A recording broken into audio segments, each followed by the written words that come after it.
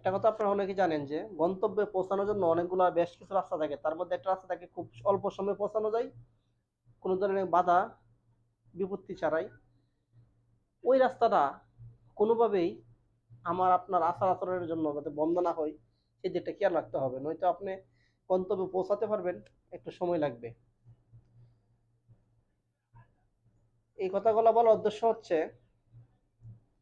কুয়েতে বর্তমানে biometric finger করাটা অনেকটা ডিফিকাল্ট হয়ে পড়েছে। সহজেই অ্যাপয়েন্টমেন্ট পাওয়া যাচ্ছে না, এদিক দিয়ে সময় সময় গণে আসতেছে, জুন মাস কাছাকাছি প্রায়।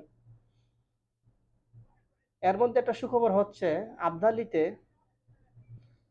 আবদালিতে কোনো ধরনের অ্যাপয়েন্টমেন্ট ছাড়াই কিন্তু আপনি চাইলে গিয়ে ফিঙ্গার দিয়ে আসতে পারতেছেন, হয়তো বা একটু লম্বা সময় লাগবে, একটু বসে থাকতে হবে, কষ্টকর, কিন্তু অ্যাপয়েন্টমেন্ট ছাড়াই কিন্তু আপনি যখন যাচ্ছেন ওই দিনই কিন্তু আপনি ফিঙ্গার দিয়ে আসতে পারতেছেন। অনেকে দিয়ে আসছে, অনেকে দিয়ে আসতেছে।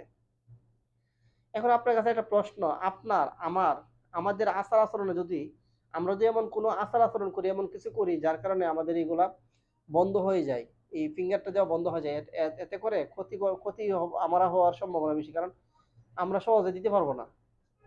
আমাদের অনেক প্রবাসীরা চেষ্টা করতেছে ওইখানে গিয়ে গিয়ে দিয়ে আসার জন্য, অনেকেই সফল হয়েছেন, কিন্তু আমাদের কিছু প্রবাসী ভাইরা ওইখানে যাওয়ার পরে ব্যস্ত হয়ে পড়েন টিকটক বানানোর জন্য, ভিডিও বানানোর জন্য, ব্লগ বানানোর জন্য। আপনার কাছে পর্যাপ্ত সময় এবং কুইত উন্মুক্ত আছে, যেখানে সেখানে গিয়ে ভিডিও করেন, কোনো সমস্যা নেই, কিন্তু আপনার মাথায় রাখা উচিত, আপনার আমার মাথায় রাখা উচিত যে কুয়েতের কিছু কিছু এলাকায় আপনি আমি চাইলে কিন্তু ভিডিও অথবা ছবি তুলতে পারি না। বর্ডার এলাকা, বিশেষ করে বর্ডার এলাকা এবং কুয়েতের তেল শোধনাগার, এয়ারপোর্টের কিছু এরিয়া, কুয়েতের আপনার সেনাবাহিনী ক্যান্টনমেন্ট আছে, তারপর থানা মক্কর, বেশ কিছু এলাকা আছে যেখানে ছবি তোলা নিষেধ, সেটা আমরা জানি না, বিধায় অনেক সময় ছবি তুলে ফেলি। একটা কথা আছে না, চুরি বিদ্যা বড় বিদ্যা, যদি ধরা না পড়ে।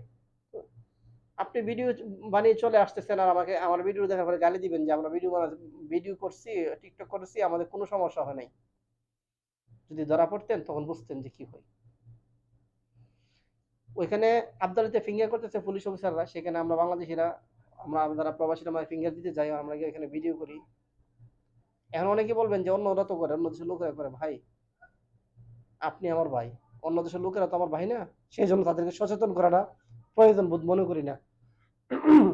আপনি আমার ভাই, আপনি আমার দেশের লোক, সেই জন্য আমরা চাই না যে আমাদের একটা ভুলে আমাদের একটা ক্ষতি হোক, অথবা এই যে একটা ফিঙ্গারের যে সহজ একটা সিস্টেম সেটা বন্ধ হয়ে যায়। যারা আবদালিতে যান ফিঙ্গার করার জন্য যথেষ্ট সময় নিয়ে যাবেন, ওইখানে অ্যাপয়েন্টমেন্ট লাগে না, কিন্তু এই ভিডিও করাগুলা, ভিডিও থেকে ব্লগ তৈরি করা, আপনারা ওই যে টিকটক বানানো, এগুলাতে বিরত থাকবেন। অনেকে দেখছি পুলিশে ভিডিও করতেছে, পিছন থেকে বসে বসে অন্য ধরনের ভিডিও করতেছেন, সেগুলো আবার টিকটকে দিচ্ছেন। এটা কুয়েতের আইন অনুযায়ী সঠিক না। আমরা আপনাকে এই জন্য বলতেছি, বারবার আমি আপনাকে এই জন্য বলতেছি যে সহজ রাস্তাটা যাতে বন্ধ না হয়ে যায় আপনার আমার আচার আচরণের জন্য আমাদের উচিত এগুলো পরিহার করা। যারাই আবদালিতে যাবেন টিকটক বানানো থেকে বিরত থাকেন। এগুলা এতে করে ওই আবদালির যে ফ্রি, মানে কোনো ধরনের অ্যাপয়েন্টমেন্ট ছাড়া যে কাজগুলো হয় সেগুলো বন্ধ হয়ে যাওয়ার সম্ভাবনা থাকে।